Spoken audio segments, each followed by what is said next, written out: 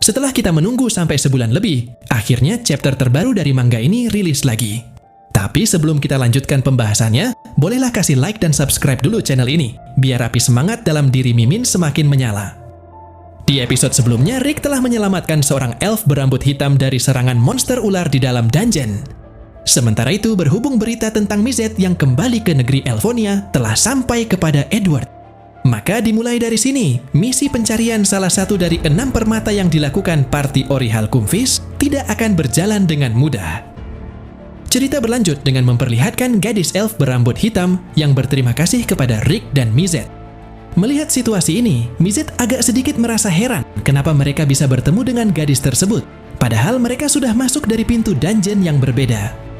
Namun mengesampingkan hal itu, menurut Mizet mungkin memang ada baiknya mereka bertemu di sini dan bergabung daripada harus menelusuri dungeon berbahaya ini sendirian.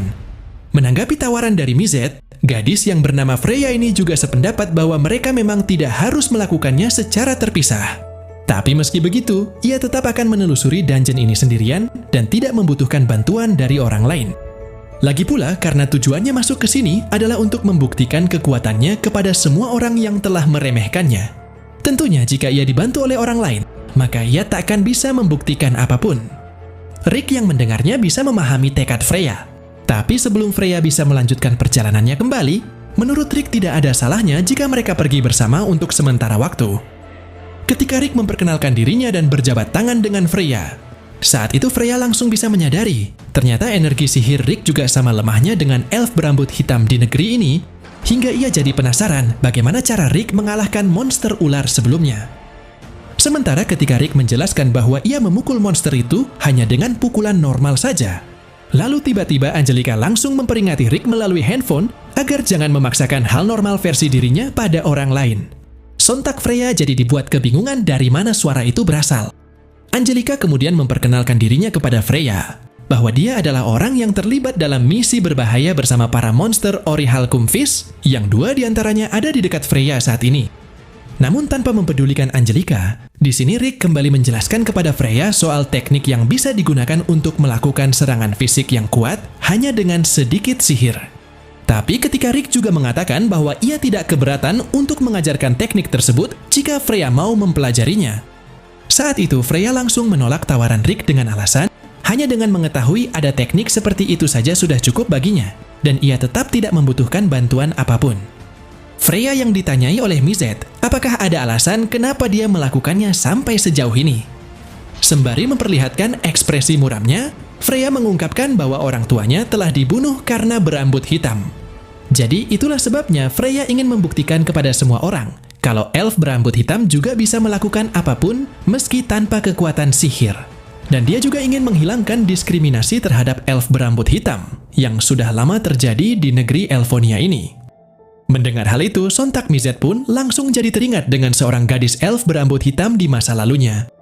Namun karena Mizet tidak ingin larut dalam kenangan tersebut, saat itu Mizet langsung melanjutkan perjalanannya sembari berkata kepada Freya, "Terserah kau mau bagaimana. Jika itu adalah sesuatu yang bisa diselesaikan oleh seorang gadis sendirian, maka tidak ada yang akan kesulitan." Melihat sikap Mizet yang mendadak jadi angkuh, Rick langsung meminta maaf dan menjelaskan kepada Freya. Biasanya Mizet bukan tipe orang yang akan berkata seperti itu. Namun alih-alih mempermasalahkan sikap Mizet, di sini Freya malah lebih penasaran siapa Mizet sebenarnya. Karena meskipun Mizet tampak seperti elf, tapi dia juga tampak sedikit berbeda dari bangsa elf pada umumnya. Rick mengungkapkan Mizet adalah campuran elf dan dwarf.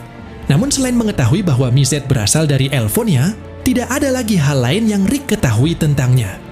Bahkan di sisi Blowstone yang paling lama mengenal Mizet, dia juga sama sekali tidak tahu tentang masa lalunya. Seolah-olah Mizet selalu menyembunyikan hal itu dan tidak pernah mau menceritakan apapun. Sementara ketika Freya mengatakan bahwa ini pertama kalinya ia melihat ada campuran elf dan dwarf. Di sisi luar dungeon terlihat ada sebuah mobil mewah yang datang membawa Edward bersama pasukan elitnya. Hingga kemunculan Edward itu telah mengejutkan orang-orang yang berada di sana. Masing-masing dari ke-6 orang yang mengikuti Edward adalah para kapten dari 6 divisi pasukan elit Kekaisaran Iblis. Mereka semua adalah elf yang sangat kuat, dan itu terlihat jelas meski hanya melihatnya sekilas saja. Ditambah lagi karena Edward juga membawa banyak prajurit dan budak elf berambut hitam bersamanya. Sontak kemunculan mereka itu semakin membuat orang-orang yang melihatnya jadi penasaran, sebenarnya apa yang ingin mereka lakukan. Setelah Edward mengkonfirmasi kepada staf dungeon kalau orang yang dia lihat memang benar adalah Mizet yang Edward cari. Saat itu, Edward langsung membagi pasukannya menjadi 7 kelompok untuk menemukan Mizet.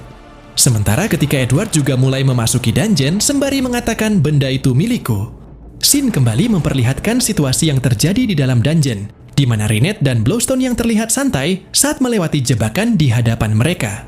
Namun di sisi lain, Angelica malah semakin ketakutan ketika Alice menggunakan sihir apinya. Begitu juga dengan Freya yang tampak kerepotan untuk menghindari jebakan batu yang berguling ke arahnya. Untungnya berkata Darek yang bisa menghancurkan jebakan itu hanya dengan satu tangannya saja. Akhirnya Freya masih bisa selamat, lalu ia berkata, "Entah bagaimana, semua strategi yang kupikirkan telah dihancurkan dengan kekuatan fisik yang sangat besar. Kalian ini sebenarnya siapa? Kalian semua terlihat sangat kuat." Rick mengungkapkan, dia dan Mizet adalah petualang peringkat S dari parti Ori Halkumfis yang telah menyelesaikan banyak misi berbahaya. Jadi meskipun kali ini mereka hanya berdua saja, mereka cukup kuat untuk menangani jebakan yang ada di dalam dungeon ini. Beberapa saat kemudian ketika Mizet menatap layar HP-nya, di situ terdeteksi ada 7 kekuatan sihir besar, puluhan kekuatan sihir menengah, dan kekuatan sihir kecil. Mizet yang menyadari kalau semua kekuatan itu sedang menuju ke tempat yang sama dengan tujuan mereka bertiga. Dia sangat yakin bahwa itu adalah Edward sang raja ke-9 Elfonia yang datang bersama pasukan elitnya. Namun Mizet tidak menyangka kalau mereka akan tiba lebih cepat dari yang dia perkirakan. Rick yang mengetahui sang raja telah turun langsung ke dungeon. Sontak ia tampak terkejut dan langsung menanyakan kepada Freya, apakah Freya mengenal mereka semua. Freya menjawab tentu saja ia mengenal mereka, terutama Edward yang dia anggap sebagai musuh. Edward adalah orang yang memiliki kekuatan sihir terbesar di negeri ini sejak lahir, hingga itulah yang membuatnya sangat kuat. Sejak dulu, negeri Elfonia sudah memiliki diskriminasi terhadap elf berambut hitam. Tapi setelah Edward menjadi raja, diskriminasi itu menjadi semakin buruk dan negeri ini tidak akan berubah selama dia tetap menjadi raja.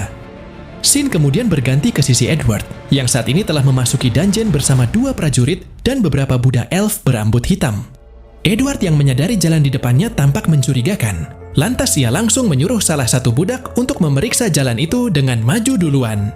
Hingga ketika si budak mulai melangkahkan kakinya melewati jalan itu, tiba-tiba terjadi sebuah ledakan besar yang langsung menewaskan budak tersebut, tepat seperti yang Edward duga. Namun karena Edward tidak peduli dengan nyawa semua budak yang ikut bersamanya ke dungeon ini, saat itu Edward kembali memerintahkan budak lain untuk maju juga dan membuatkan jalan untuknya. Bahkan saking kejamnya Edward, di saat budak itu menolak melakukannya karena dia tidak mau mati. Di sini Edward malah mengancam akan menyuruh anggota keluarga budak itu yang menggantikannya, hingga budak itu pun tidak punya pilihan selain menuruti perintah Edward. Kekejaman yang dilakukan Edward tidak berhenti hanya sampai di situ saja. Dia terus mengorbankan para budaknya untuk memeriksa jalan tersebut sampai jalan itu aman dilewati dirinya.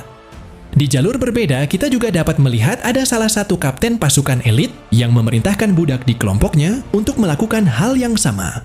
Bahkan meskipun kapten itu sudah tahu kalau jalan tersebut ada jebakan yang bisa membunuh si budak, si kapten tidak peduli jika budaknya akan mati, seolah-olah dia menganggap hal itu sebagai hiburan. Jadi karena si budak tidak bisa menolak perintah itu, dengan perlahan ia mulai melangkahkan kakinya sambil berharap agar tidak terjadi hal buruk padanya.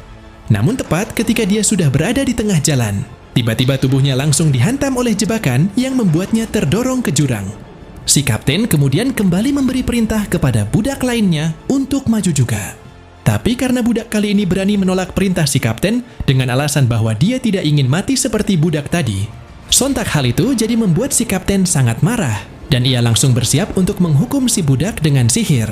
Untungnya sebelum sihir itu dilepaskan kepada si budak, dari arah jalur lain terlihat ada Freya yang segera berlari melalui tembok untuk menghentikan perbuatan jahat kapten itu, hingga membuat Rick dan Mizet yang melihatnya jadi cukup terkesan dengan kemampuan kontrol fisik Freya. Nah, jadi inilah keseluruhan cerita dari video Shinmei Osan Boukensha kali ini. Terima kasih buat teman-teman yang sudah nonton sampai selesai. Kira-kira akan ada keseruan apalagi setelah ini? Tetap nantikan update video lanjutannya hanya di channel Onobe.